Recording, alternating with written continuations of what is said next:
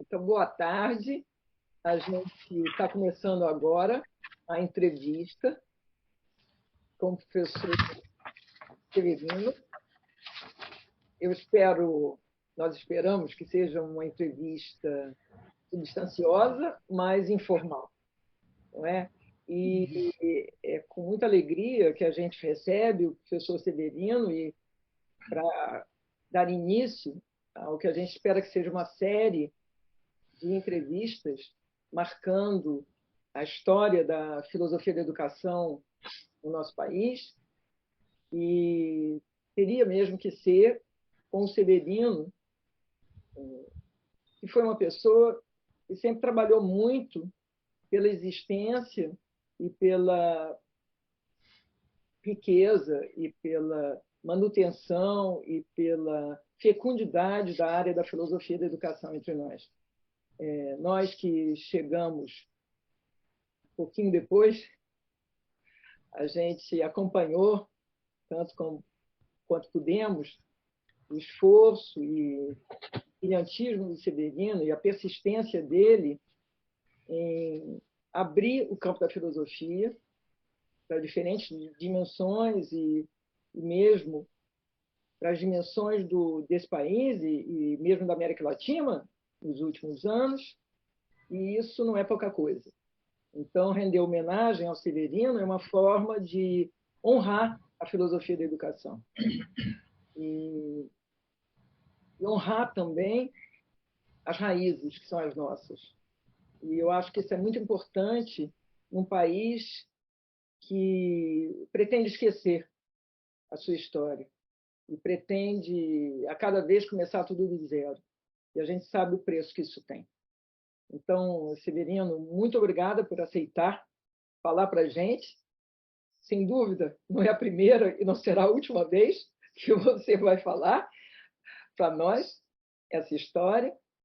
E, bom, e não foi mesmo, né? Já na Sophie, a primeira vez que a gente fez essa entrevista, mas dessa vez essa entrevista vai estar registrada e a gente vai poder fazer com que os associados e os demais interessados possam se beneficiar dela. Eu vou dar a palavra agora para a nossa amiga Nádia, para que ela apresente também as suas primeiras palavras para o professor Severino. Obrigada, Lília. Minha saudação ao professor Severino e a ti, Lilian. E eu, inicialmente, então, eu peço licença ao Severino para retomar uma laudácio que foi feita a ele, né, a Tília, por ocasião de um colóquio de filosofia da educação em Santa Catarina, em Florianópolis, no ano de 2019. E nós consideramos, discutimos junto com a diretoria da Sophie e achamos oportuno, então, te apresentar, apesar de seres muito conhecido, sob uma forma de homenagem e não uma mera apresentação de currículo, que seria algo muito frio. Então, eu vou retomar um texto que tu já ouviste e contamos com a tua compreensão. Bem, Antônio Joaquim Severino tem no nome a palavra que João Cabral utilizou para expressar a vida sofrida no sertão brasileiro, no célebre poema Morte e Vida Severina. Nosso homenageado não conheceu essa vida espessa e austera, mas vivenciou as dificuldades de uma infância pobre. Caminhava descalço numa estrada de 7 quilômetros para chegar à escola, situada na pequena cidade de Carmo do Rio Claro, ao sul de Minas Gerais. Reconhece o caráter penoso da experiência em virtude da distância, da exposição à intempérie e ao frio, mas isso foi atenuado mediante a riqueza do aprendizado escolar que trouxe, relembra Severino nos seus depoimentos em livro? O que lhe relembra? O gosto pela leitura e pela escrita, fator que foi decisivo em sua trajetória.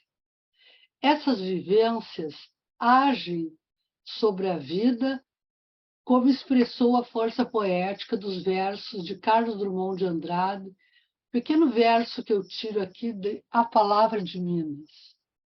A pedra, o buriti, a carranca, o nevoeiro, o raio, selam a verdade primeira. Sepultada em eras geológicas de sonho, só mineiro sabe. Talvez, Severino, proceda das eras geológicas do sonho a tua capacidade de fazer da vida um testemunho de confiança, sedimentando os estímulos primeiros que a escola ofereceu enquanto aprendizagem intelectual, afetiva e humana que marcou a tua relação com o mundo. Nisso conspira teu modo de ser aberto, generoso, afável e manso. Um jeito mineiro, né, que mais escuta do que fala, mas observa atentamente na busca de resposta às inquietações. Após o caminho até a escola, Severino prosseguiu trilhando aqui e acolá muitas veredas que o levaram ao encontro da filosofia da educação, área em que se tornou pioneiro, e, segundo suas palavras, uma ambição nunca abandonada. Reconhece como fio condutor sua obra da juventude até hoje, reconhece, cito uma expressão publicada em depoimentos teus, uma sensibilidade muito forte, voltada para a dignidade da pessoa humana. Um compromisso com o humanismo radical. Aí se encontram ecos de sua sólida formação na Universidade Católica de Louvain, na Bélgica, iniciada em 1960, quando frequentou lá a graduação e o mestrado em filosofia, realizando estudos sistemáticos sobre marxismo, neopositivismo, existencialismo e fenomenologia.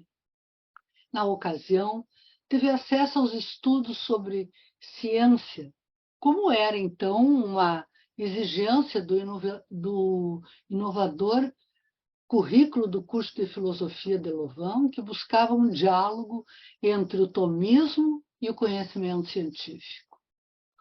Na Universidade belga, conheceu a obra de Emmanuel Mounier.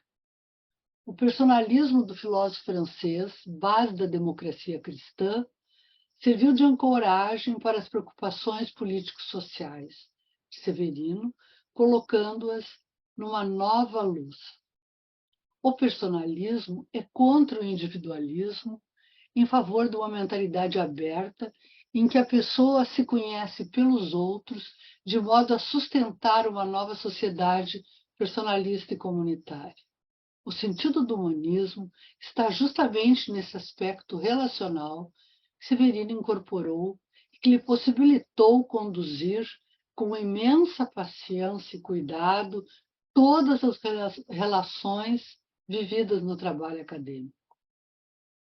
Após esses estudos, de volta ao Brasil, foi também sob inspiração teórica de Mounier e do pensamento interessado nas mediações histórico-sociais da existência humana, que apresentou sua tese de doutorado intitulada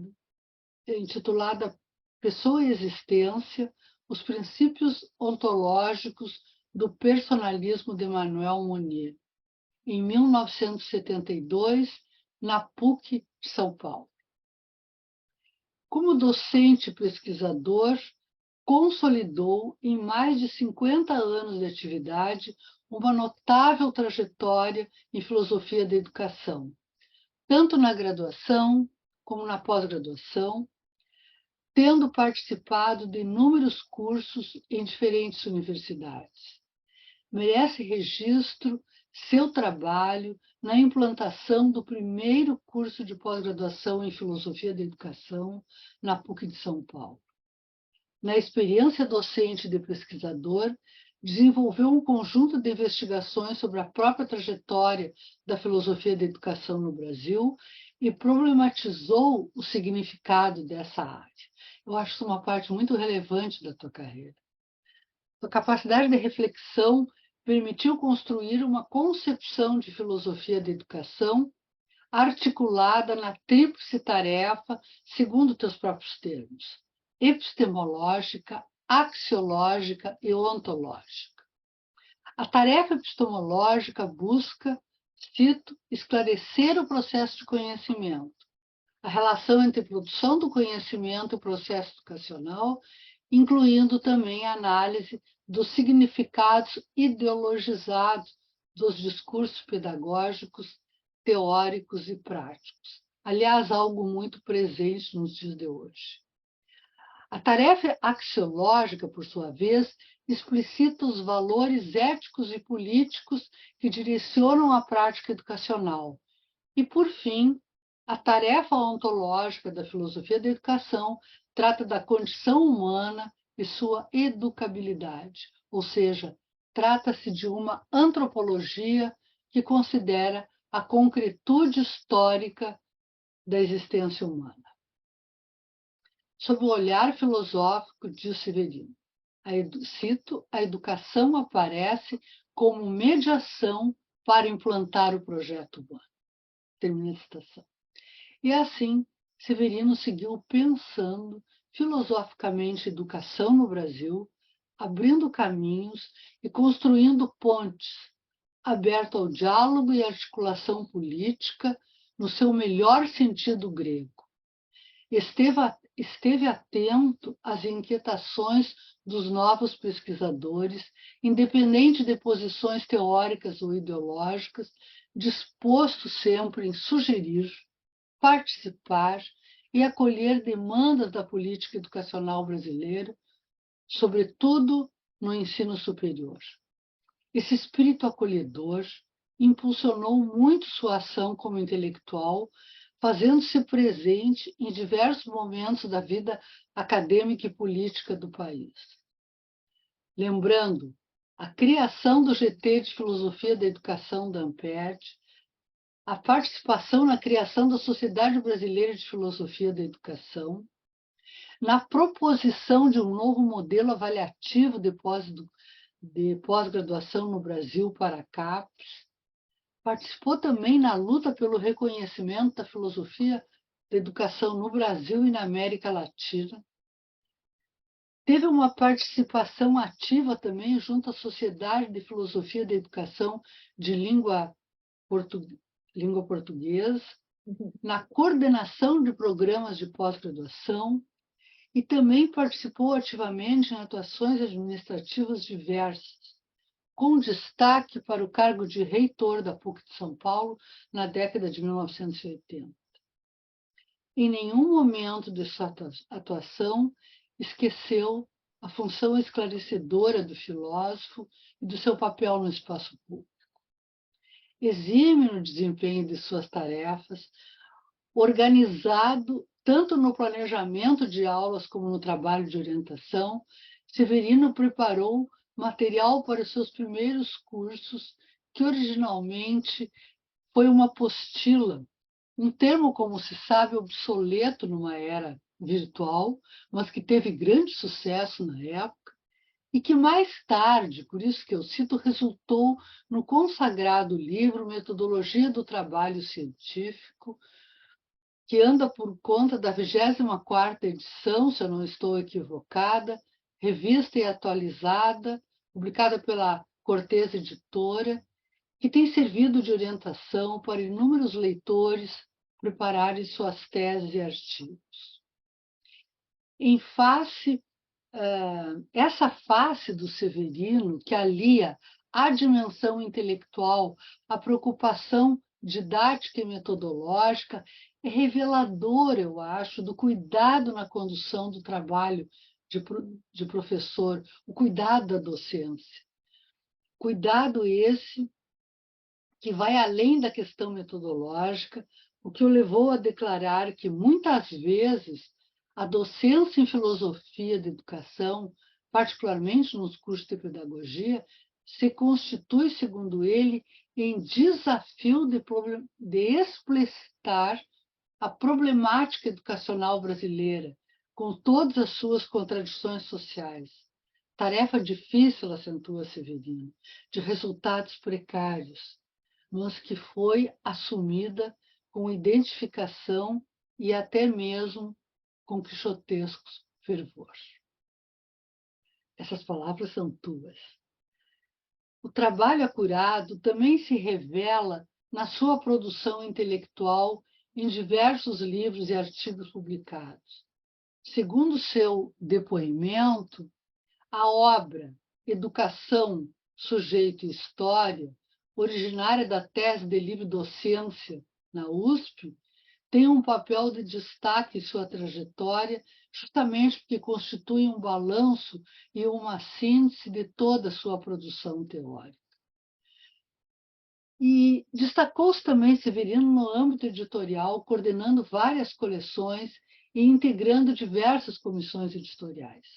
Apoiou jovens escritores, oportunizando a fecundação de novas ideias, levando a sério o trabalho intelectual de abrir espaço para o debate. Com uma vida dedicada à formação humana, à filosofia, ao ethos da amizade, Severino forjou suas múltiplas faces, tendo como referência o humanismo que defende, referido lá no início dessa fala, preocupando-se também com temas atuais, como a questão da filosofia da educação na América Latina, que ele tem publicado recentemente sobre esse tema. Aliou como poucos lealdade às suas ideias com espírito crítico e abertura intelectual. Adquiriu sensibilidade ética e política que o fez perceber claramente os problemas para as novas gerações quando se empobrece a experiência formativa, quando ela é esvaziada de seu significado. Disse ele quase profeticamente, cito, o cultivo da subjetividade, quando não feita de maneira intencional fundamentada, será substituído por adesões espontaneístas, não só o senso comum, mas principalmente as ideologias doutrinárias extremamente danosas à existência, agravando a sempre frágil e contingente existência humana. Quase voz de pitonisa aqui, né, Severino? Ser homenageado é certamente um privilégio concedido a poucos, fruto do reconhecimento de uma grande obra intelectual, como se observa na produção de Severino, mas também porque foi capaz de abrir caminho, fez veredas a grande metáfora de Guimarães Rosa. Além de sua obra, Severino destacou-se pelos méritos na vida. Daí essa laudácio, uma laudácio, como sabemos, é um louvor que, de acordo com a recomendação dos latinos, Cícero em especial, diz respeito à grandeza e à dignidade das pessoas. Tais qualidades de espírito, grandeza e dignidade, provêm da humanitas, uma condição, segundo os latinos, de quem se lança na vida e adquire essa condição com os outros, que torna os homens capazes de ser solidários. Como disse Cícero, tudo que nasce da terra é criado para o uso dos homens, e os homens nasceram para se auxiliarem mutuamente. Em termos biográficos, essa humanitas em Severino provém das eras geológicas do sonho, né? Foi despertada na vivência escolar e seguiu orientando sua vida enquanto abertura mental, uma espécie de ética comunitária, não propriamente um programa social e político, mas sim, como diz Becelar, um estudioso da USP, uma obrigação moral do indivíduo. A Humanitas de Severino inclui toda a tradição de Cícero e também a elegância da urbanidade, da afabilidade. E os que tiveram o privilégio de contigo conviver foram agraciados com sua dignidade. A ti, Severino, nosso louvor e nosso reconhecimento. Muito obrigada. Lília, eu passo a palavra para ti. Bom, eu vou passar a palavra para o Severino, para ele falar alguma coisa, antes de eu passar as perguntas. Então, primeiramente, cumprimentar nas pessoas da Lilian e da Nádia, todos os nossos colegas da SOFI, dizer da grande satisfação e do agradecimento também por esse convite, né, por essa oportunidade de me dirigir, né, e vamos procurar fazê-lo da maneira mais coloquial, mais informal possível, né? E começando agradecendo de uma maneira muito particular essa belíssima e generosa fala da professora Nádia, né? Eu peço aos futuros ouvintes que descontem os elogios implícitos e explícitos que decorrem mais da generosidade da colega do que propriamente dos meus méritos. Eu quero dizer que a SOFI, para mim, não é só mais uma entidade importante da nossa área, mas por ela eu tenho um carinho muito especial, porque participei do nascimento dela, me considero um pouco assim o padrinho, né?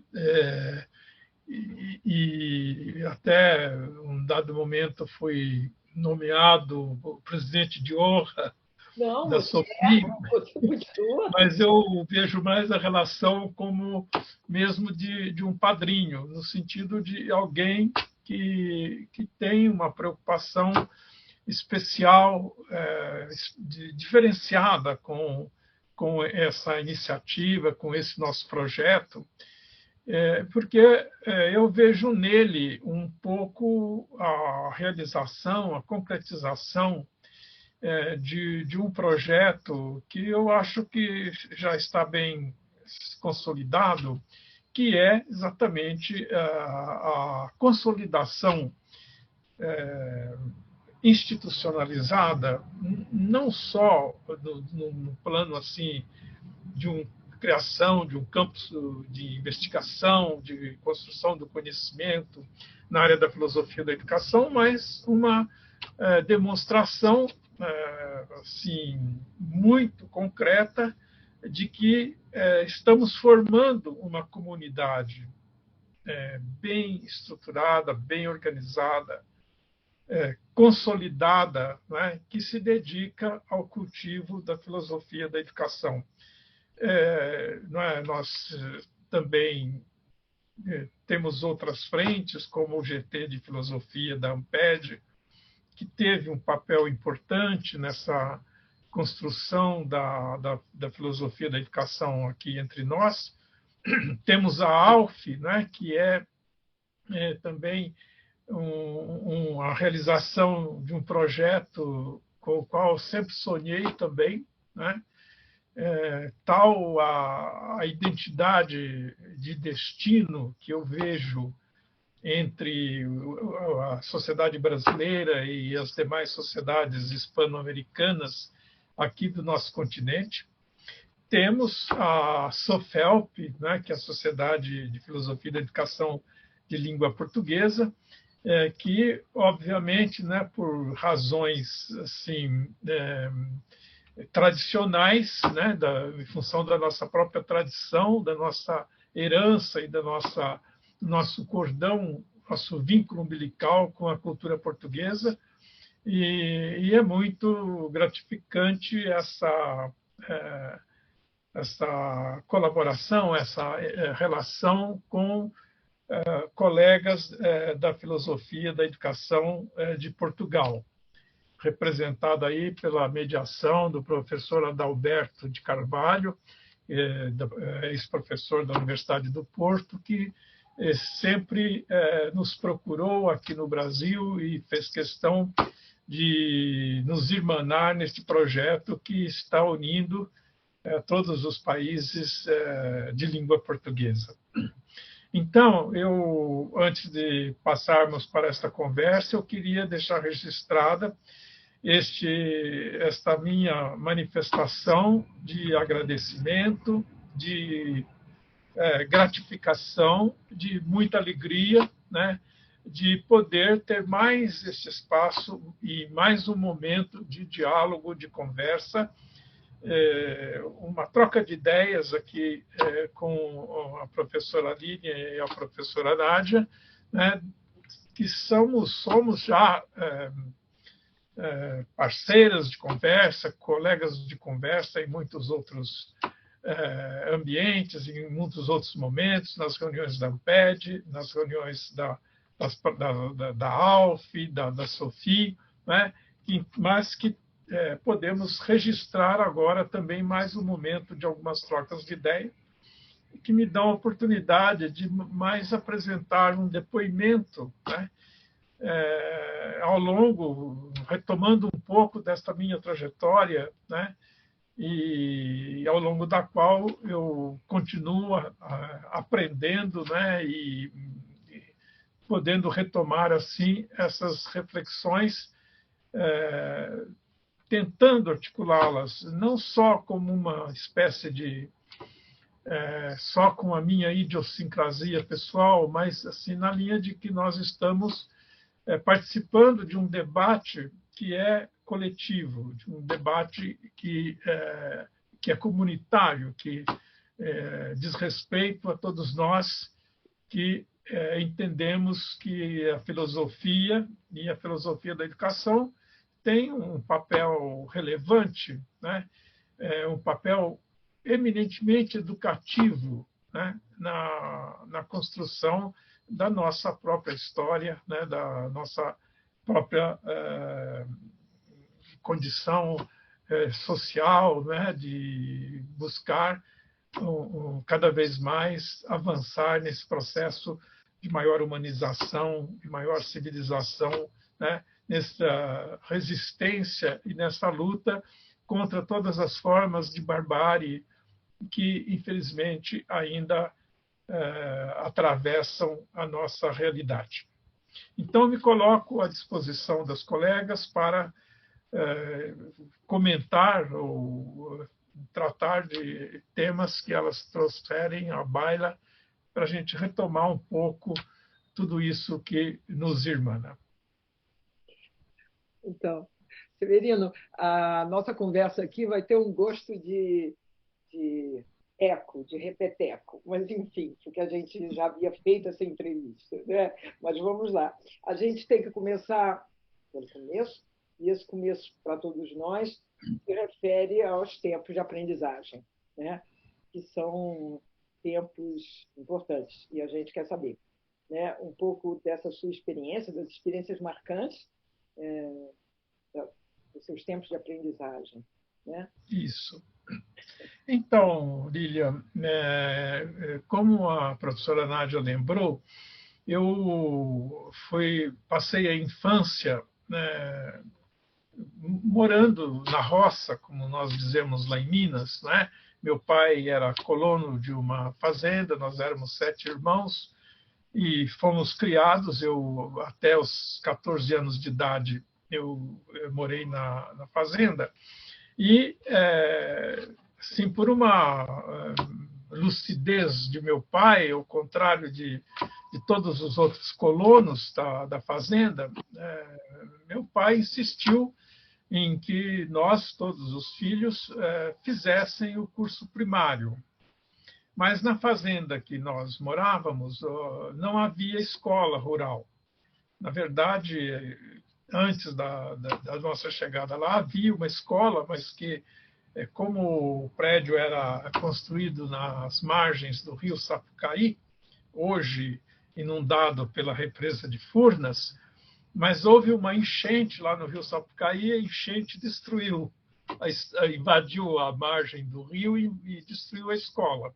E o fazendeiro não se empenhou em reconstruí-la depois desse episódio. Então, as crianças que quisessem estudar teriam mesmo que ir para a cidade, né, que Carmo do Rio Claro, que ficava a 7 quilômetros lá da fazenda e que tinha um único grupo escolar. Era uma cidade pequena, né, e tinha essa única escola, que era do regime estadual, da jurisdição estadual, e onde todas as crianças do município estudavam. Então, eu estou dizendo isso porque apesar do aparente sacrifício, né, fazer toda essa caminhada diária para ir para a escola, eu me identifiquei muito com aquela experiência escolar.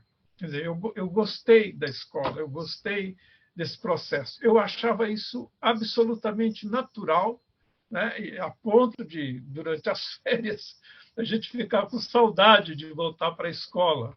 E não era só assim por causa das relações com as demais crianças, nada disso. Eu me sentia muito gratificado e gostava muito de aprender e de conhecer.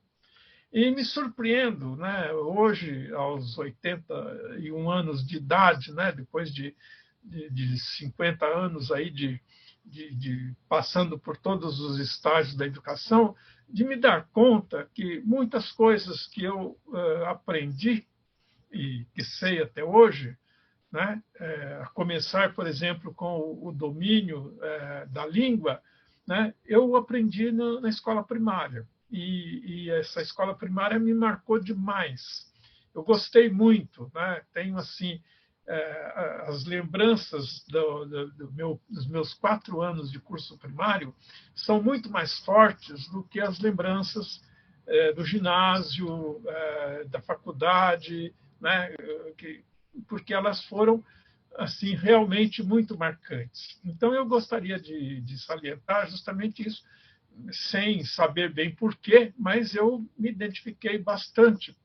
E a descoberta de novas coisas, de conhecer, nós tínhamos uma ânsia enorme de quanto mais saber, melhor. Né? Então, com toda a precariedade do contexto familiar, mas a gente usei muito a biblioteca do grupo, né? A gente retirava os livros para ler e toda aquela preocupação e sempre entendi que era importante conhecer, né? E não precisava uma razão, né? A gente sentia satisfação por tudo aquilo. Bom, então, depois desse ensino primário, eu, aos 14 anos, resolvi, de livre e espontânea vontade, não é só por minha conta mesmo, não houve influência de ninguém, né? Ao contrário, né, minha mãe se posicionou contra, não queria que eu fosse, né? O capelão do ginásio que eu comecei a estudar lá no próprio Carmo do Rio Claro também fez ressalvas, né? Não, me desaconselhou, mas eu teimei e fui, né? E passei lá, fiz o ginásio, foi uma experiência muito gratificante também. Não registro na minha memória pessoal nada disso que corre muito por aí, que essas comunidades fechadas têm mil problemas de homossexualismo, essas coisas todas, não de bullying. Foi uma passagem tranquila, né? Obviamente dentro dos cânones da Igreja Católica, né? Da formação eclesiástica, mas tivemos uma formação bastante aberta, nós tínhamos, inclusive, professores leigos, e quando eu estava terminando o colégio, né, também, de uma forma totalmente não previsível e não tinha nenhuma probabilidade disso acontecer, acabou sobrando para mim uma oferta de uma bolsa para fazer a filosofia na Universidade de Louvain, na Bélgica, né? Como a professora Nádia lembrou, e porque dentro da carreira eclesiástica, depois do ensino médio, o candidato ao sacerdócio tem que fazer 3 anos de filosofia e 4 anos de teologia. Bom, e lá fui eu, me puseram no navio mercante francês, e lá fui eu, né? Fiquei 3 anos lá em Louvain. Eu estava com 18 anos, né? Foi uma situação muito difícil, né? A adaptação, né? 9 meses de frio, né? Uma alimentação muito diferente, eu também bastante imaturo, né? Muito inseguro também, mas fui muito bem acolhido, inclusive por famílias belgas que nos recebiam para um período de imersão antes do início das aulas, né, para a gente praticar mais o francês também. Né, e eu sei que em outubro de 1960 eu comecei o meu primeiro ano de filosofia e né, eu não tinha tido nenhuma iniciação sistemática em filosofia durante o meu ensino médio, que foi muito bom, né? Mas assim a gente estudava até grego, latim, né? Mas filosofia não se dava porque era a minha trajetória seria a minha trajetória logo que terminasse esse ensino médio, né?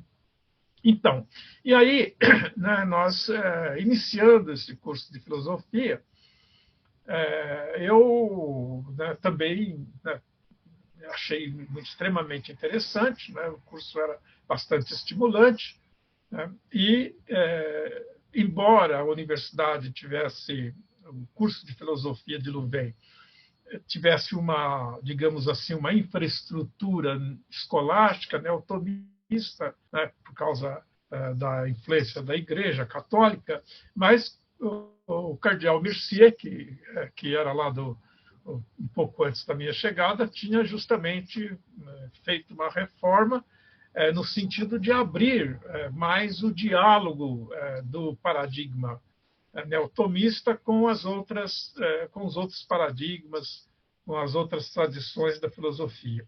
E foi aí que né, o primeiro impacto assim na nossa formação foi a fenomenologia, né? Aquele momento era, né, esse diálogo do neotomismo se fazia fundamentalmente com a fenomenologia, que ocupou um lugar muito importante no Instituto de Filosofia de lá, porque, inclusive, um dos professores desse instituto conseguiu trazer para Louvain todo o arquivo das obras de Edmund Husserl. Ele negociou com a família de Husserl e fez um grande arquivo lá na Universidade de Louvain dessa obra do Edmund Husserl. E nós tínhamos vários professores, o Dondane, De Wallens, Van Riet, Tamignot, né, que eram reconhecidos pensadores, autores, estudiosos da fenomenologia. E, nesse contexto da fenomenologia, um professor deu uma aula estava dando aula sobre ética, não é? Veio fazendo toda uma trajetória da ética na filosofia ocidental, e um belo dia a aula era sobre a ética personalista, sobre a qual nunca tinha ouvido falar. Então, eu me identifiquei muito com o pensamento de Emmanuel Mounier, né? E devo dizer o seguinte, eu estava no segundo ano do curso de filosofia, né? E então nós tínhamos tido uma primeira introdução, né, no geral, na história da filosofia, na lógica, né? Mas eu sempre sentia, né, esse meu primeiro contato com a filosofia, eu entendia um pouco na espontaneidade que a filosofia tinha alguma coisa, tinha que ter alguma coisa a ver com a prática, e que não era só uma reflexão puramente teórica. Isso tinha um pouco a ver, que nós estávamos lá apenas 8 brasileiros lá em Louvain, veio aí o período da ditadura, né, que a gente fica muito...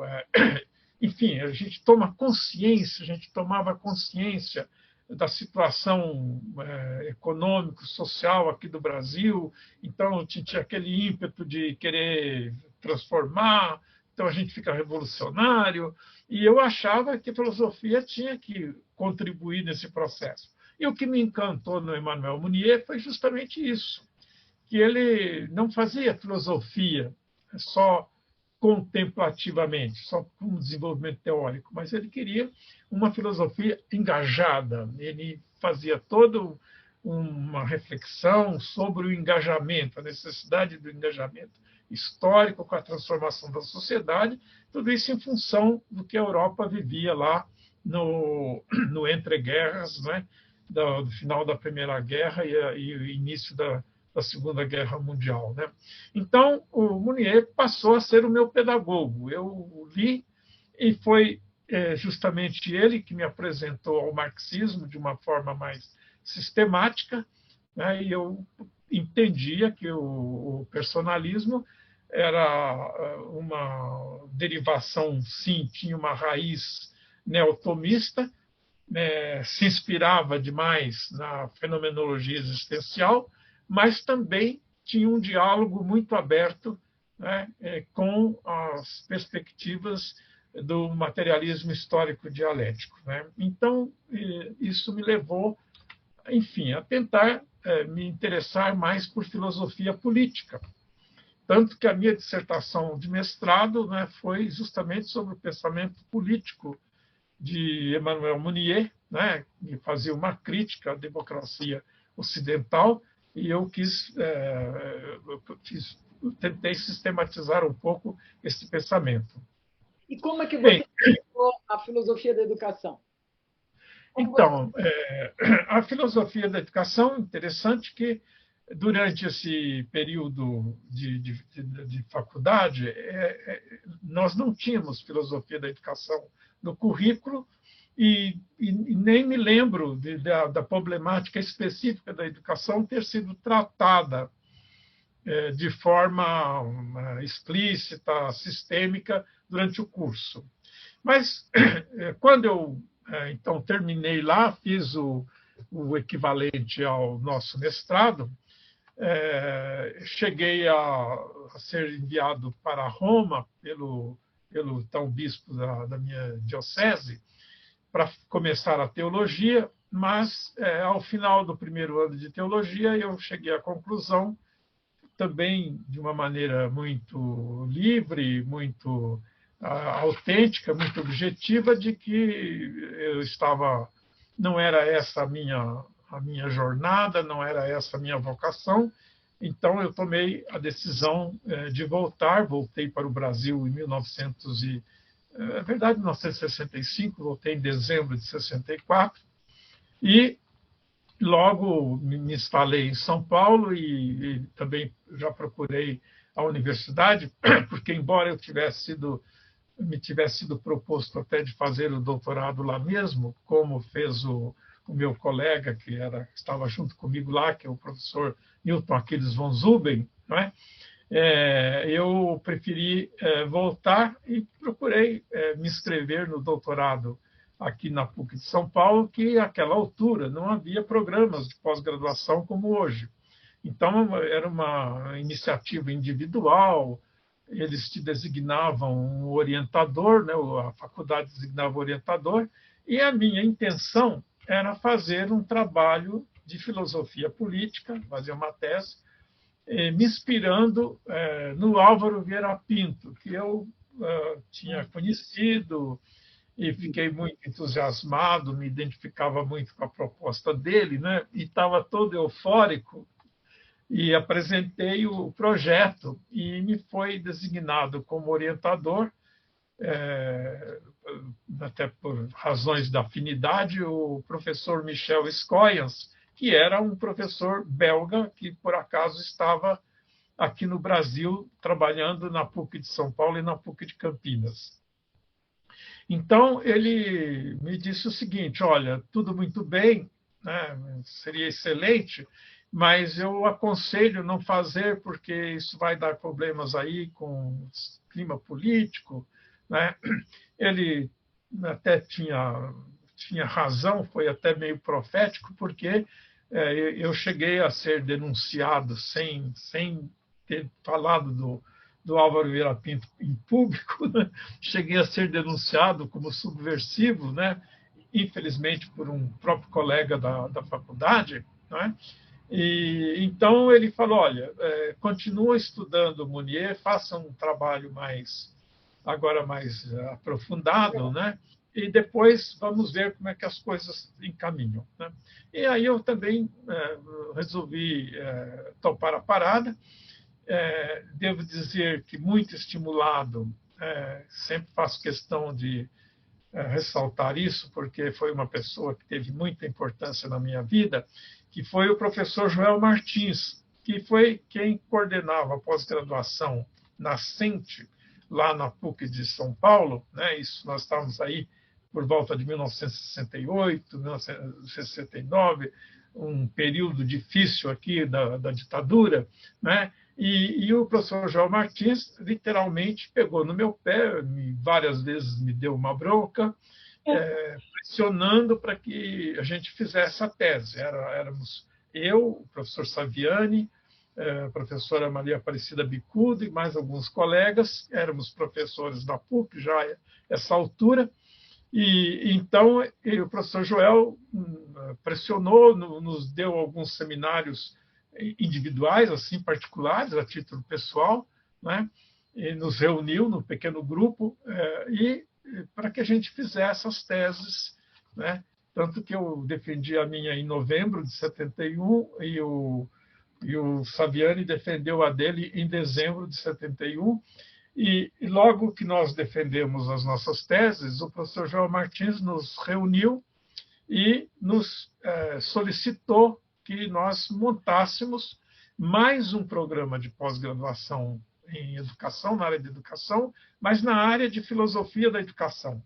Mas ele fez questão de nos dizer também que ele não queria uma filosofia da educação baseada na filosofia do departamento lá da graduação, que era um departamento tradicional, totalmente escolástico, né? E que ele queria uma discussão filosófica da educação mais aberta à realidade nacional.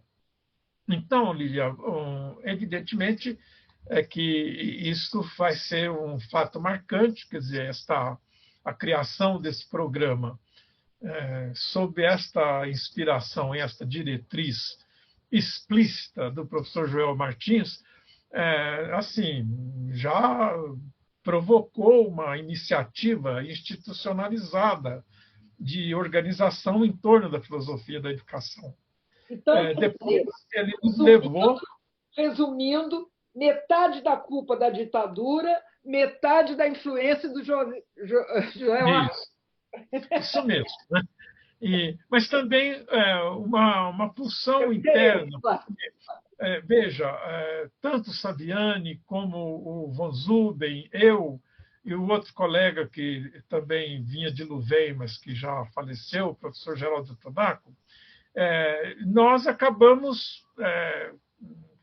assim, chegando aqui, a nossa profissionalização foi para ensinar filosofia, e aí houve um mérito, entre aspas, muito grande do Jarbas Passarinho, que ele assim, autorizou todo mundo a abrir uma faculdade. Podia abrir faculdade quem tivesse um pouquinho de dinheiro, e não havia muitas exigências acadêmicas, não, né?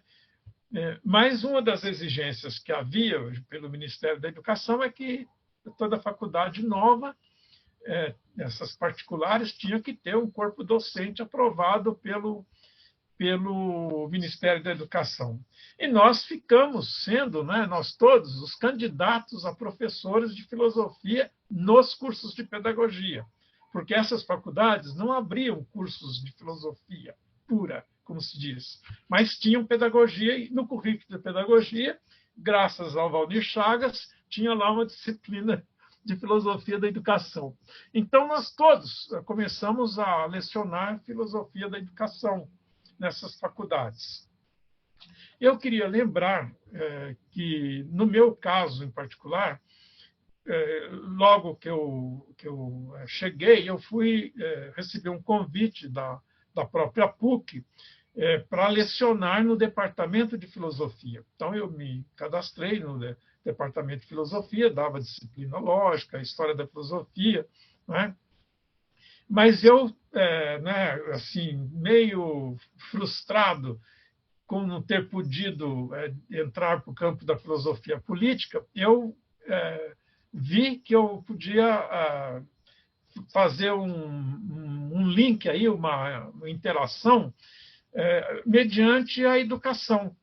Então, eu mesmo tomei iniciativa própria, né, de livre, espontânea vontade, pedi a minha transferência para a Faculdade de Educação, que aqui a gente chamava Centro de Educação, e para o Departamento de Fundamentos, onde se lecionava a filosofia da educação.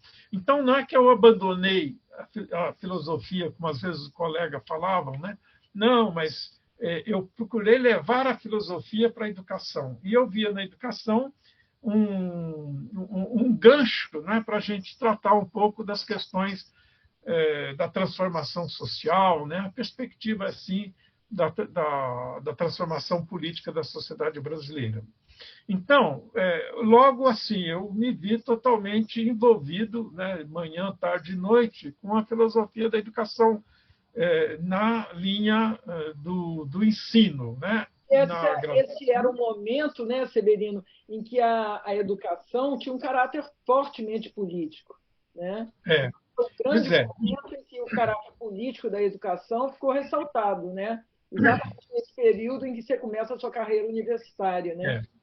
Exatamente, quer dizer, assim, em que pese todas as pressões da ditadura, quer dizer, a década de 60 foi muito forte essa tomada de consciência, né, que já vinha do movimentos sociais, dos movimentos estudantis, o movimento dos professores universitários. Então, a sociedade tinha uma sensibilidade, no mínimo, uma sensibilidade para essa perspectiva e aí inserindo o papel da educação nesse processo de transformação social.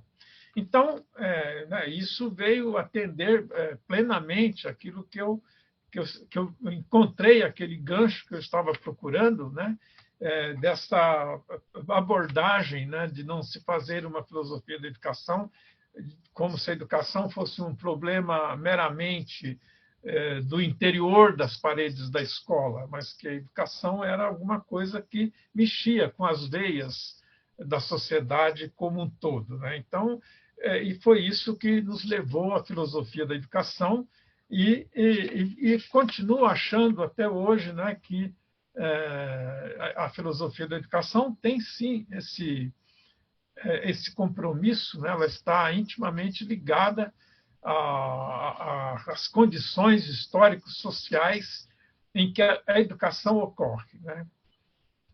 E quais foram as temáticas que na época te pareciam, quais eram as temáticas importantes?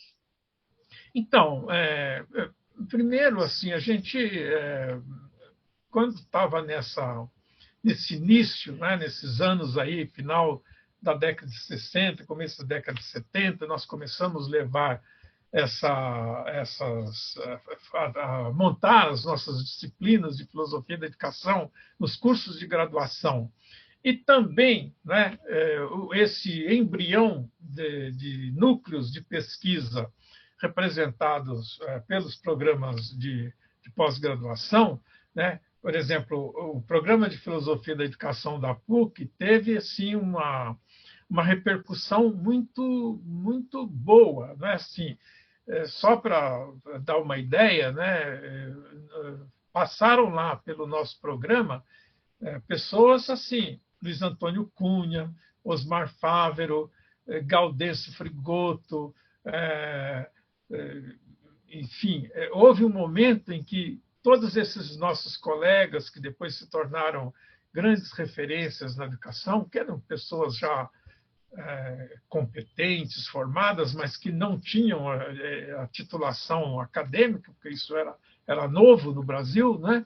Menino, Então, desculpe interromper, mas é só para lembrar que esses colegas que tu está falando, que se formaram lá nessa época, foram muito importantes na articulação da própria Amped aqui no Brasil. isso. Para a Amped e para a criação dos programas de pós-graduação em outras instituições, né? Nas outras universidades. Miriam Ward, Cury, né? O Neidson, né? Todos os colegas, Bruno Pucci, todos os colegas que depois se tornaram grandes referências, né? E outros que eu não estou me lembrando aqui, mas isso para dizer que isso provocou uma revivificação e uma certa identidade da filosofia da educação, né, cujos frutos nós estamos vivenciando hoje. Né? É interessante observar, né, que a gente não encontra nos programas de pós-graduação atuais da nossa área assim programas específicos de filosofia da educação. Mas eu não fiz nenhuma pesquisa para ver isso, mas na minha observação empírica, pelos resultados, pelos trabalhos que são apresentados, né, eu vejo que todos os programas abrem espaço, seja como linhas de pesquisa, grupos de pesquisa, né, há muitas dissertações e teses que têm a natureza que compõe bem esse campo da investigação em filosofia da educação. O que me leva a concluir, assim, a constatar que, além de uma tradição de ensino, nós até já constituímos uma tradição de pesquisa em filosofia da educação. A gente vê, né, toda vez que a gente vê lá a Amped e outros eventos da área, como aparecem propostas de trabalhos dos mais diferentes campos aqui do Brasil, de várias universidades, dos vários estados, trabalhos de natureza de filosofia da educação, que faz com que a gente tenha hoje, né, já bem constituída uma comunidade que tem uma cara, né, que tem uma certa identidade e que está se manifestando através dessas associações que nós criamos, através da literatura que é produzida, dos eventos que são realizados, né? E, embora a gente continue lutando com uma certa resistência, porque o peso das forças conservadoras aí, dessa perspectiva neoliberal da cultura, são sempre muito aversivas e regressivas, mas a filosofia da educação, na minha percepção, né, continua bastante marcando presença no cenário do debate sobre educação. E sempre num diálogo muito bom com as áreas científicas, né? Não só com as áreas mais específicas da educação. Eu tenho percebido que a filosofia da educação é bem aceita, né? Sim, convive comunitariamente, né? A gente vê isso nos congressos, né? Nos eventos, nas revistas especializadas, que essa parceria está bastante presente. É claro que ela poderia avançar muito mais, né? Não há dúvida alguma, mas... A minha crítica não é nem essa, Severino. A minha crítica é que, às vezes, essa presença ela se dilui a tal ponto que a gente perde, talvez, um pouco em profundidade, né? Esse é o meu medo. Lília, O sempre trabalho tem. de filosofia seja muito mais de apude do que de leitura. Então, sempre tem as contrapartidas, né? Assim, tudo tem os seus dois lados, né?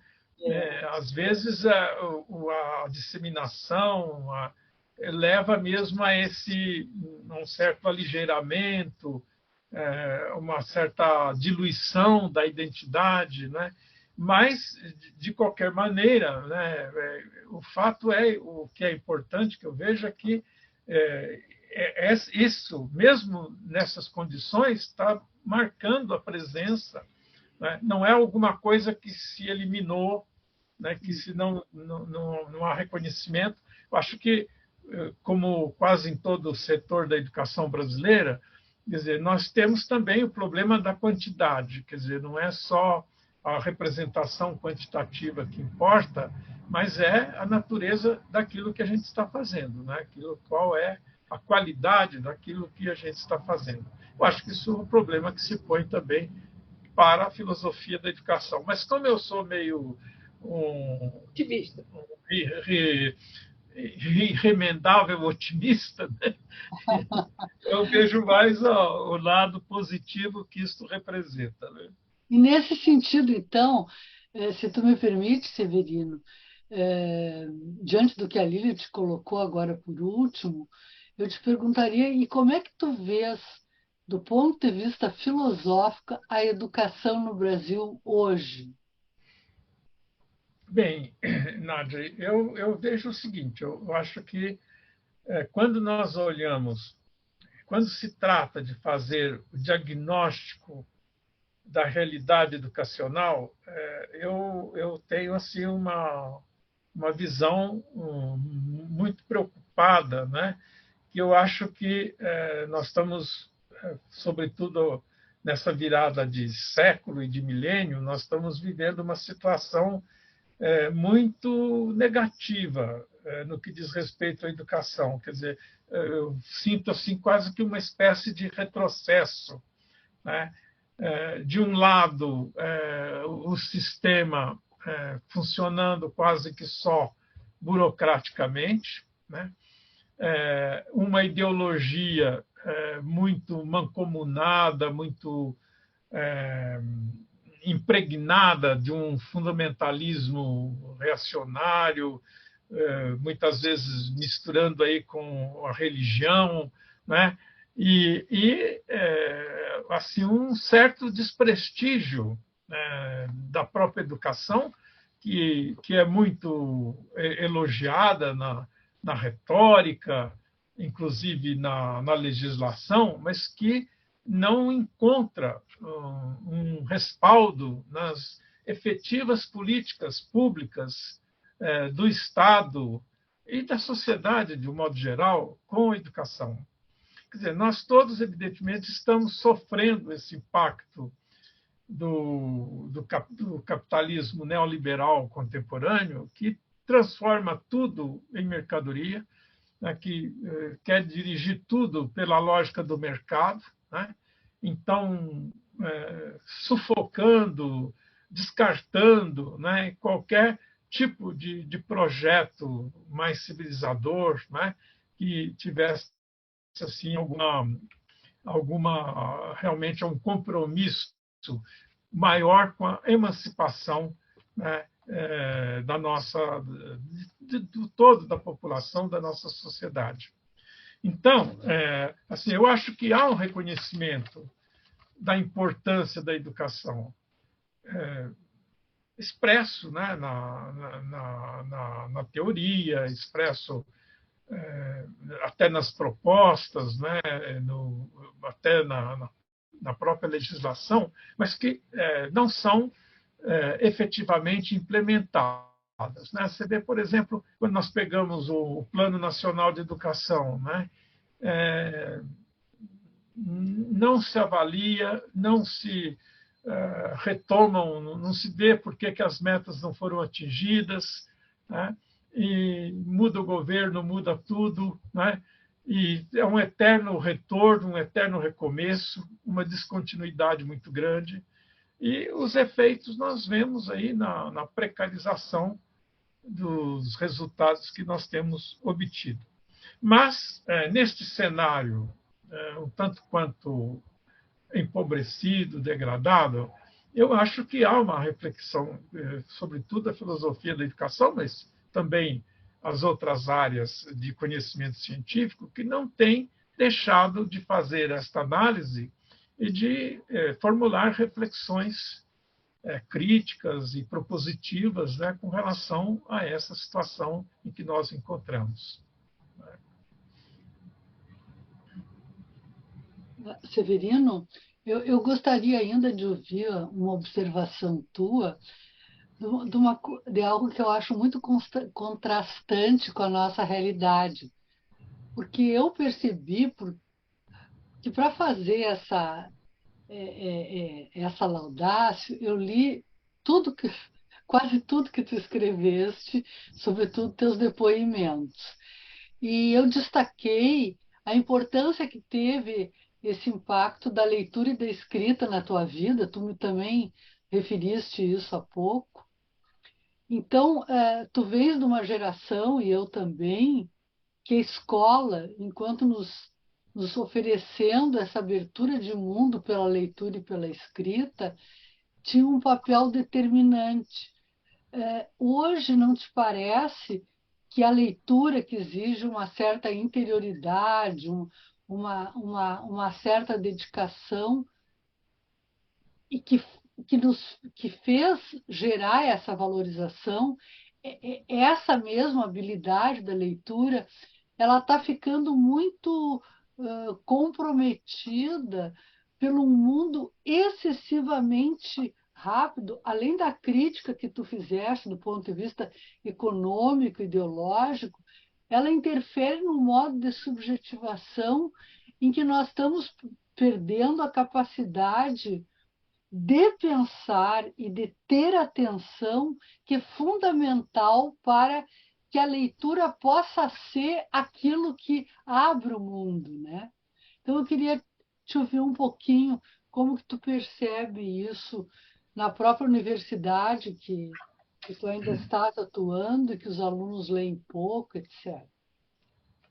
Então, Nádia, eu acho que é um problema assim extremamente presente, um desafio muito grande, porque, como você bem lembrou, quer dizer, além de todos os nossos problemas de natureza socioeconômica, assim, né, de tudo isso que esse tecido complexo e até meio desumanizante da sociedade brasileira, né? Todo dia a gente vê a comprovação desses atos que pipocam aqui e ali, né? Que são atos de barbárie, né? Essa suposta e pretensa revolução tecnológica, informática, né? E que leva assim a esse mito, né, de que tudo se resolve tecnicamente, né? E hoje com essa tecnologia informatizada, né, a gente está vendo aí agora a euforia que está provocando essa história da inteligência artificial, né? Isso fez com que a nossa postura, né? Quer dizer, eu acho que assim está se jogando fora a criança com a água suja do banho. Quer dizer, ao invés de reconhecer que todo esse avanço tecnológico deveria nos instrumentalizar melhor para fazer aquilo que eram os nossos objetivos na linha da construção de uma humanidade melhor, né? Isto que deveria ser apenas um meio está se transformando no fim. Então, esse desprestígio da leitura, esse desprestígio da escrita, esse desprestígio da reflexão, né? Como se a gente estivesse sendo dispensado, né? Para resolver os problemas não precisa pensar mais, já está tudo pensado, é só executar e executar tecnicamente. Quer dizer, isto é né, um processo extremamente destrutivo, extremamente regressivo e muito ameaçador, né? Consequentemente, isso tem impactado muito a educação, desde a escola básica e passando pela universidade, onde isso tem uma repercussão ainda muito maior, né? Porque dado o papel que essa geração que está sendo formada na universidade vai exercer na administração da sociedade. Então, quer dizer, é como se nós estivéssemos sendo dispensados daquele compromisso com a construção de um humanismo, né? Quer dizer, isso está se perdendo de vista, né? E que, né, sem nenhum saudosismo, mas a gente vinha, isso parecia uma conquista que estava sendo construída ao longo dos tempos. E, de repente, parece que há um salto, assim, uma mudança abrupta, né?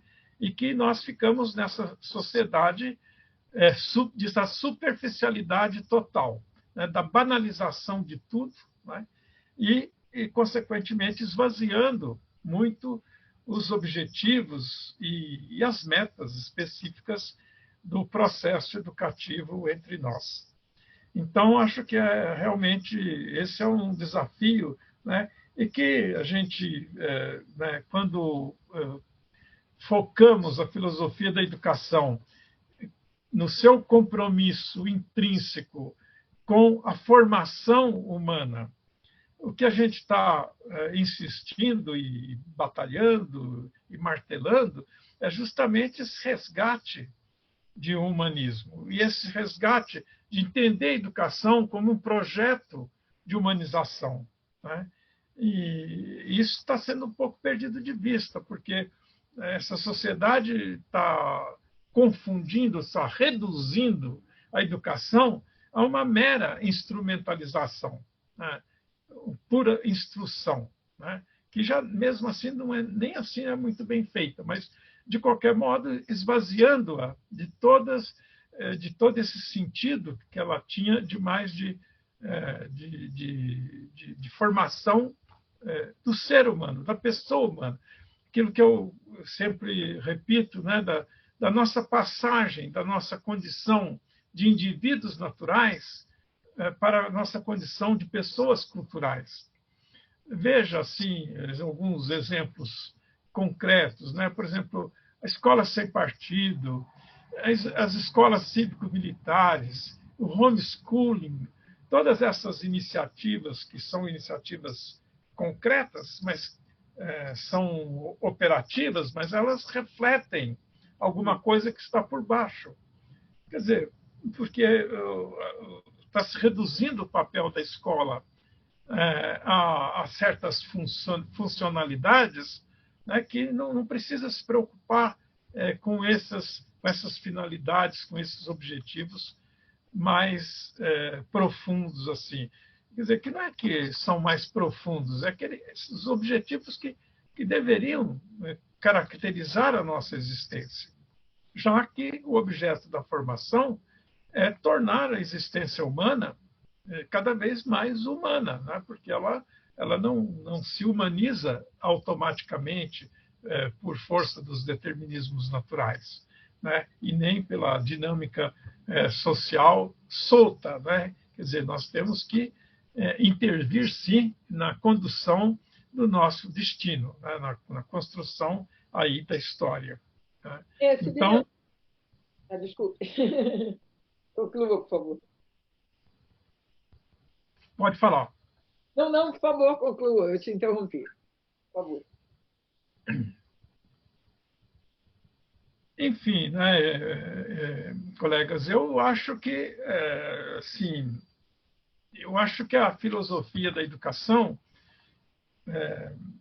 apesar de todas as nossas limitações institucionais, de infraestrutura, humanas, né, de pessoal mesmo, de carência de formação, né, ela tem, eu acho que é uma coisa, uma conquista, de qualquer modo, dessa nossa pequena, curta tradição, né, de ter essa percepção, eu acho assim, uma percepção mais competente, mais objetiva, mais rigorosa, uma percepção mais criativa também, assim que indagativa, nascida muito de pesquisa, de indagações, e uma perspectiva crítica, né, no sentido de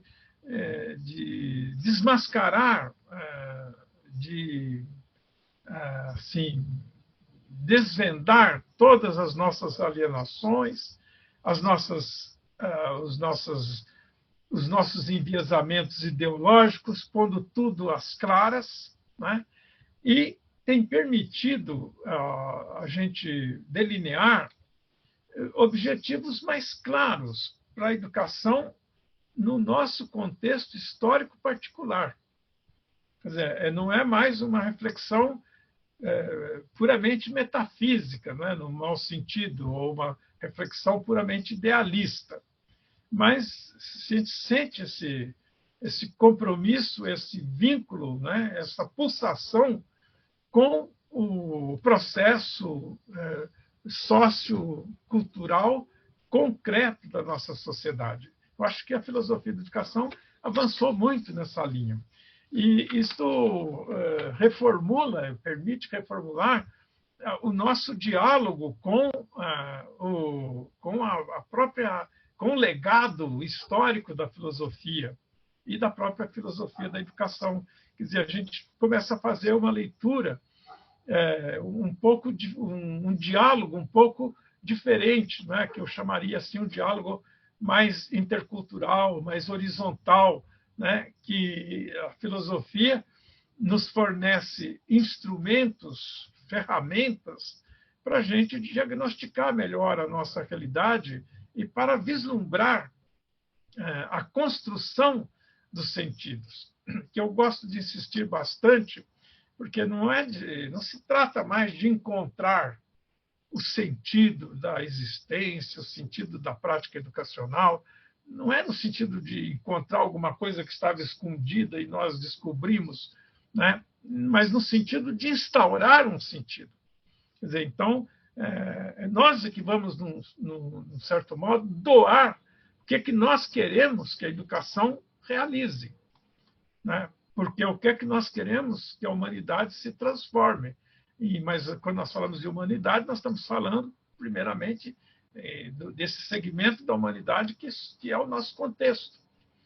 Então, acho que é isso que a filosofia não fica fazendo só uma construção conceitual puramente abstrata, mas fazendo com que esses conceitos expressem a própria pulsação da realidade, né? E como é que eles podem intervir nessa pulsação, né? Como é que eles possam dinamizar, possam ajudar a gente a encontrar esses caminhos cujas balizas nós temos que ir colocando. Esse que eu chamo sentido, né? O sentido não está lá escondido e eu vou descobrir, mas é um sentido que eu vou instaurar, que eu vou atribuir, né? O que é que nós estamos querendo, né? Eu ia exatamente fazer essa pergunta, Severino. O que você via de avanço na filosofia da educação? Eu ia interromper para fazer uma pergunta que você respondeu, já antecipou a minha pergunta. Assim, o que você acha que falta à filosofia da educação hoje? Para onde ela deve caminhar? Então, eu acho que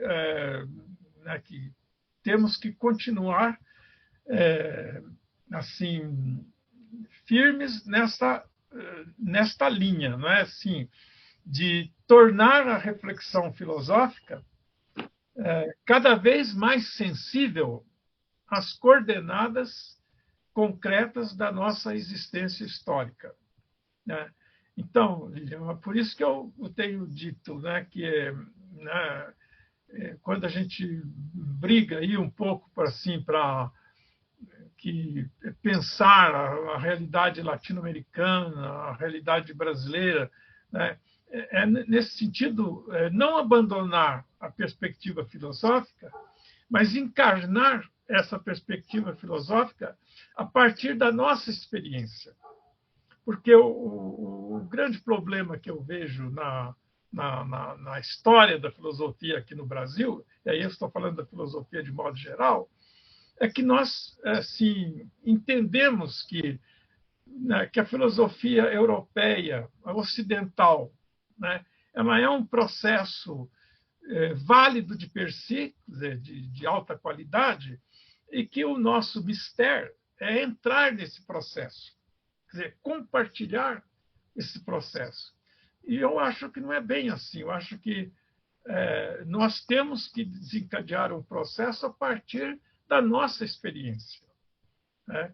Então, isso envolve uma postura de vigilância crítica, uma atitude de mais crítica com relação às nossas relações com a tradição ocidental do pensamento.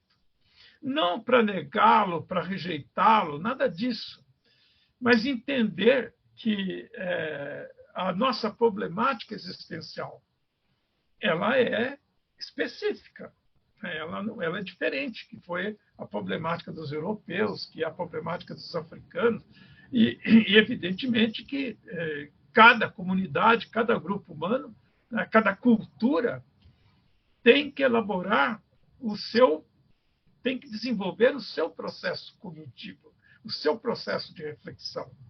Então, isso faz com que, ao invés de eu partir do acervo da filosofia, eu tenho que partir da realidade que eu vivencio e para ir ao encontro desse acervo, né? Para saber, né, que a gente não está sozinho no planeta.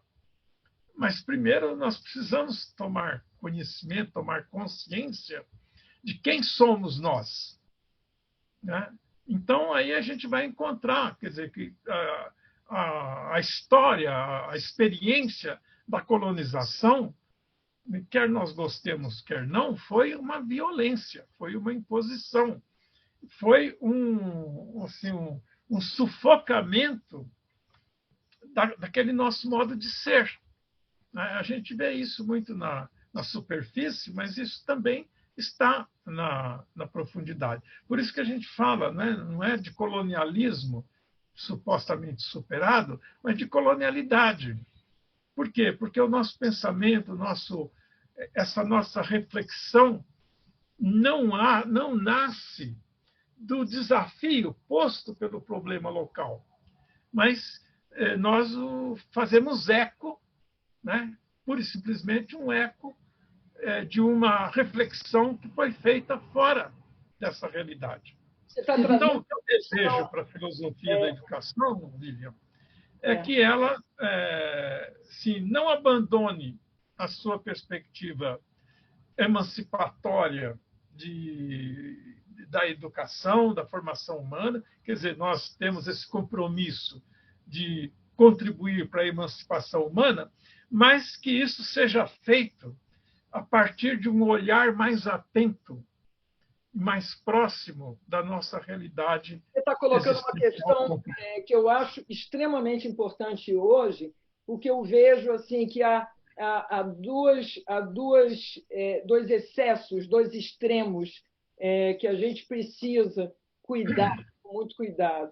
Por um lado, o excesso da crítica ao cânone, vamos chamar assim, né? Porque, afinal de contas, não se trata de rejeitar a cultura filosófica ocidental, e eu acho que os grandes pensadores críticos da cultura ocidental foram formados nessa cultura e se alimentam ainda, né, desse pensamento, que é um pensamento que sempre soube ser crítico de si mesmo, né? Então, isso por um lado, mesmo fazendo essa crítica. Por outro lado, aqueles que morrem de medo de serem desinstalados desse lugar confortável que eles pensam ter adquirido no seio da cultura mãe ocidental, né? Então, esses dois lados, né, o medo é que eles puxem demais, né, esgarcem demais a relação que a gente precisa, que é a relação de vida, porque, afinal de contas, a Constituição é comum, né? Não é cada um que vai encontrar o equilíbrio perfeito, o equilíbrio vem do diálogo, né? E isso que eu acho, para mim, que é a grande dificuldade hoje, que a filosofia da educação tenha de abraçar isso, né? Abraçar essas... Eu não sei o que você pensa, mas eu tenho muita... Não, eu concordo plenamente contigo. Acho que são dois excessos a serem evitados. Quer dizer, o que a gente, assim, que eu acho que muitas vezes acaba sendo um equívoco para o pensador, né, para o educador, é dele achar que basta se apropriar desse acervo, desse legado, porque ele seria intrinsecamente válido em si mesmo, né?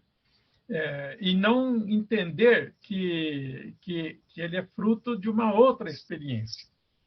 Por outro lado, né, esse polo oposto, vai que assim, não, é uma xenofobia total, cortam-se todos os vínculos, quer dizer que isso é impossível de se fazer, né?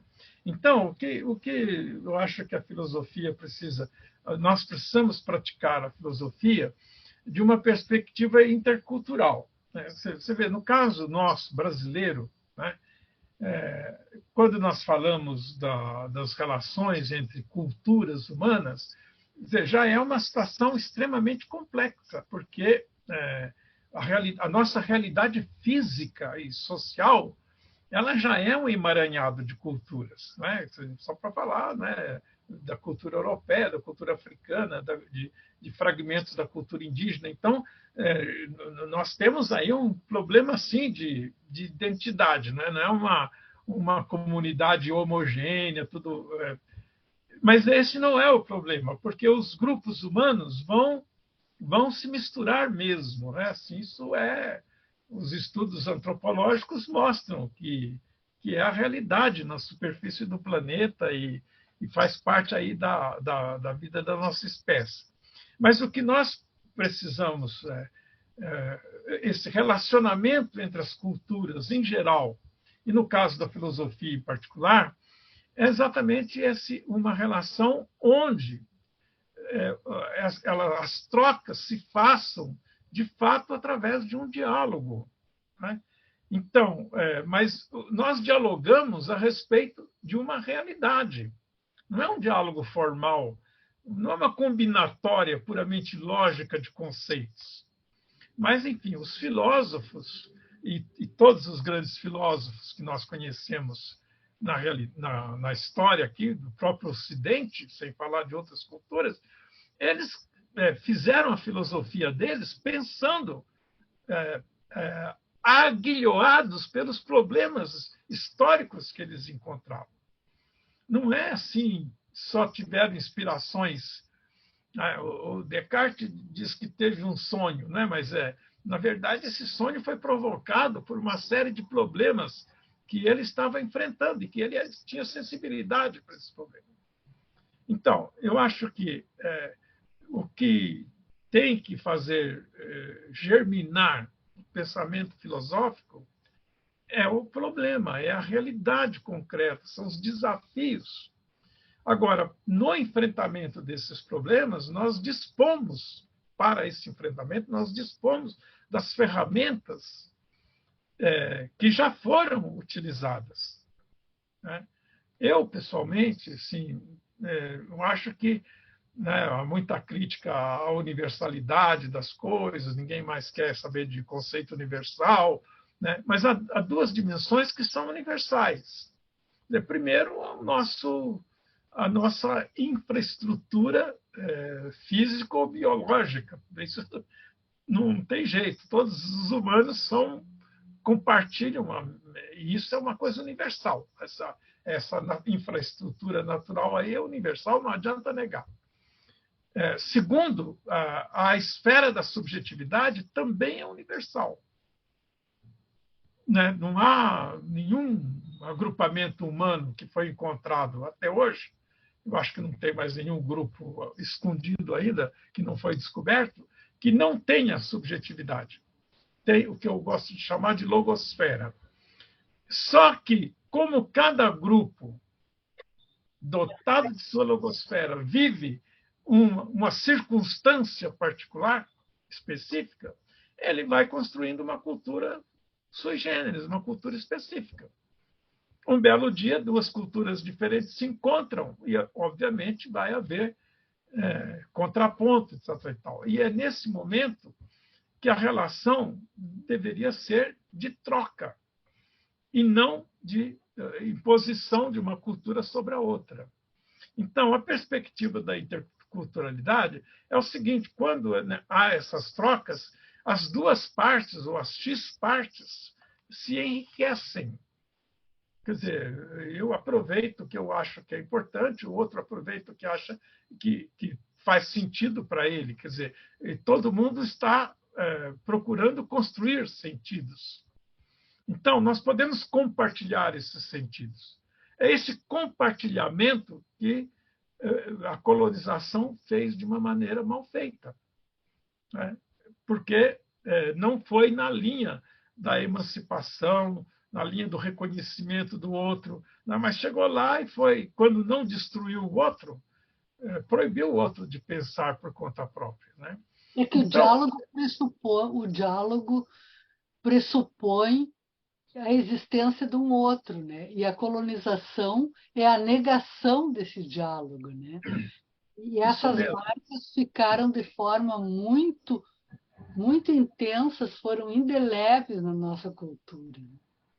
isso mesmo, Nádia, você expressou muito bem, porque é o reconhecimento da dignidade, da presença, da dignidade, da relevância do outro, né? A aceitação da alteridade, mas do outro a quem eu devo reconhecer o mesmo direito que eu atribuo a mim mesmo, né? Então, que seria uma verdadeira parceria, um verdadeiro compartilhar, né? De igual para igual, né? Então, como Boaventura Santos fala, o colonizador, além de genocídios, né, que já de per si é uma barbárie, cometeu também muito epistemicídio, né, no sentido de que sufocou as culturas locais. Bem, mas é evidente que eu não estou falando aqui que a cultura brasileira nós todos deveríamos ir e ver como é que é a cultura Yanomami, porque nós não somos todos Yanomamis. Quer dizer, o problema da interculturalidade no Brasil se põe aqui dentro, né? Porque convivem várias culturas diferentes. Mas veja, o tratamento que a sociedade brasileira deu às nossas comunidades indígenas, desde lá o 21 de abril de 1500, não foi um tratamento de interculturalidade. Quer dizer, foi um genocídio e um epistemicídio generalizado, e o resultado está aí. Quer dizer, qual foi a emancipação? Né? Veja aí a questão, né, que a dificuldade que a sociedade brasileira tem de superar o seu ethos escravagista. Por outro lado, Severino, quando você olha certas expressões culturais, né? Eu penso, por exemplo, nas danças que você encontra aqui na região do estado do Rio de Janeiro, que você se dá conta que são diferentes levas de escravizados que vêm de regiões diferentes da África, com dialetos diferentes, costumes diferentes, chegam aqui, conseguem conversar entre si, fazer trocas culturais e, ainda por cima, entrar em contato com os habitantes daqui, né, com os brancos, né, habitantes daqui, e formar uma nova cultura, você fica impressionado como existe uma multiculturalidade nascente, né, espontânea, né, que é uma Pois coisa. é. Eu Então, vejo muito isso nas expressões então, de dança, de Lírio, música, né? É muito lindo. são duas coisas interessantes a observar. Primeiro, que essa interculturalidade que a gente pleiteia para a filosofia, ela acontece muito na arte. Quer dizer, as culturas se comunicam muito mais, por exemplo, pela música, pela pintura, pela dança, né? Do que no campo, digamos assim, mais teórico, né? Onde se sofistica mais a racionalidade. Então, eu sempre digo, a gente devia imitar o que a arte faz, que ela é menos discriminatória. Quer dizer, todas essas expressões artísticas, então, se entrosam muito melhor em todas as sociedades. E a recíproca é verdadeira. Você pode levar manifestações artísticas para a Europa, para os Estados Unidos, para a Austrália, que há uma comunhão, há um compartilhamento. Né?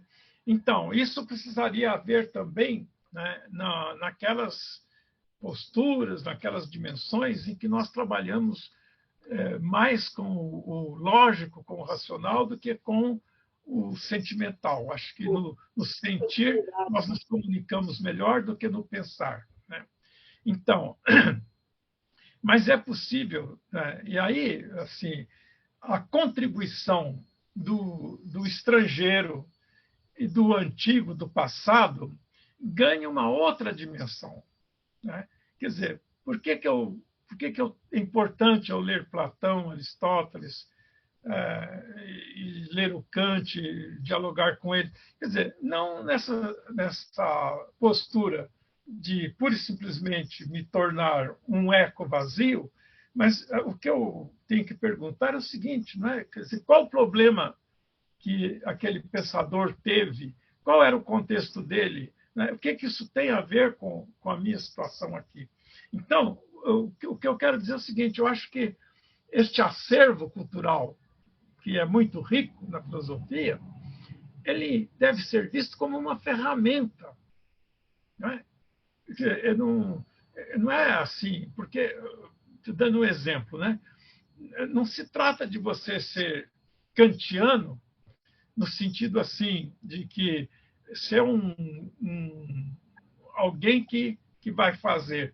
Eu quero pensar como Kant pensa, incorporar, baixar o santo, como se diz.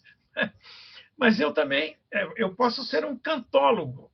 Quer dizer, eu posso ser, não gosto do Kant, não concordo em nada, mas eu conheço linha por linha.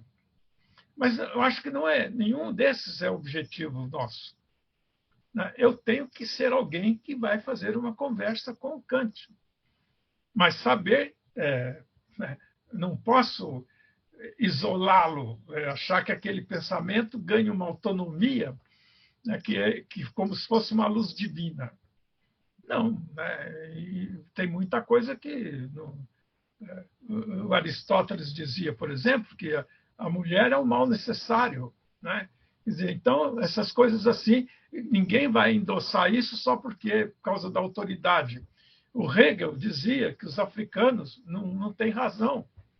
Quer dizer, ele nega a logosfera para o africano. Né? Quer dizer, para nós isso é ridículo hoje, né? Mas isso foi dito com toda aquela autoridade. Mas por que ele fez isso? Não é por maldade dele, por uma espécie de maquiavelismo interno dele. Não, ele é fruto de uma realidade como nós somos fruto da nossa realidade. O pensamento nos permitiu assim que a gente tentasse entender como é que nós nos ligamos a essa realidade. O que me obriga a ela e até onde eu não sou obrigado a me vincular a ela. Isso nós podemos fazer justamente por causa da nossa subjetividade, que é onde nós produzimos a filosofia. A filosofia é um exercício da subjetividade para a gente conseguir se situar na realidade. Nós nos situamos de uma maneira diferente que a pedra, que a árvore e que o animal. E que o chat GPT. Exatamente. E que o chat GPT, que, por sinal, não é nada mais, nada menos do que a tentativa de mecanizar, né, o nosso pensamento. Ou humanizar tudo que o homem colocou na máquina, né? Pois é. Eu não sei se a Nádia tem mais alguma pergunta, Nádia? Não, eu estou super satisfeita com o desenrolar do nosso papo aqui. Que está muito gostoso, mas... Está muito bom. Ao momento, eu tenho uma última pergunta daquelas bem assim caretas, Severino. E a pergunta é o seguinte, olha só que caretice, mas eu acho que é útil. É assim, que mensagem que você deixaria para os professores que atuam ou pretendem atuar em filosofia da educação? Então, eu acho que... Não é careta, né, Severino? Mensagem é uma coisa importante, não é careta, não, Luiz. Não, de jeito nenhum. Não tem nada de caretice, a sua pergunta, né? Que é assim, que ela está num contexto assim, não é só para a filosofia da educação, mas é para a nossa continuidade aqui no planeta, né?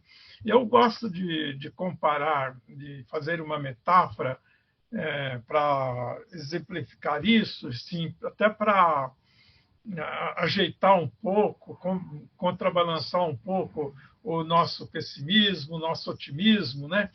Que é a existência e todas as outras dimensões aqui, por exemplo, nosso projeto de filosofia da educação, né? É parecido com aquela corrida do atletismo dos 400 metros com bastão. Quer dizer, o que eu entendo é o seguinte, cada geração tem que fazer o seu papel, correr os seus 100 metros, para não retardar a entrega do bastão para o próximo corredor. Porque se o primeiro fraqueja, ele está prejudicando o quarto, né? Ou seja, o que nós não fizermos hoje, nós estamos prejudicando futuras gerações que vão nos suceder. E dentro dessa contingência da existência humana, né, a gente hoje, na melhor das hipóteses, fica por aqui apenas, no máximo, por 100 anos, olhe lá. Né? Então, o que eu acho que cabe à filosofia da educação, entre de um lado, a decepção, a frustração em função dos obstáculos e das contracorrentes que estão por aí, é de manter esse elan, né? E de manter firme este compromisso, né? De não desistir dessa proposta existencial de maior humanização para todos, o que implica, evidentemente, o reconhecimento, o respeito pelo outro, pelos outros, né? Que vai desde do meu colega até toda a humanidade, né? E fazer o que está ao nosso alcance e empenhar, né, toda a capacidade de nossa logosfera para, justamente, da nossa subjetividade, como eu disse, para buscar definir trilhas, sentidos para a nossa existência e de tal modo que a prática educativa seja realmente uma mediação poderosa e fecunda dessa transformação. Então, o convite, eu acho assim, que é não abandonar, quer dizer, apesar de todos os pesares que nós estamos enfrentando, assim, investir o máximo da potencialidade do conhecimento, né, no enfrentamento desses desafios, que, né, são aqueles do meu cotidiano, né, o que a gente pode fazer, cada um no alcance das suas partes. Eu gosto do título do livro do Japiaçu, né? desistir de pensar, nem pensar. Quer dizer, não desistir de pensar e de usar o pensamento aí nas coordenadas da filosofia da educação, que se especifica justamente porque foca o sentido da prática educacional. Quer dizer, o que nós queremos com a prática educacional.